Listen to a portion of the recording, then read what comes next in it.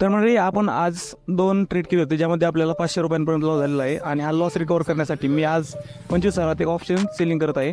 ज्यामध्ये मी काय केलं आहे, पहिल्यांदा एक 25,200चा कॉल बाय केला आहे. त्यानंतर त्याचं मार्जिन बेनिफिट मिळून मी 25,000 एक कॉल सेल केला आहे. तर चला पाहूया ट्रेडमध्ये आपल्याला प्रॉफिट होतोय की लॉस.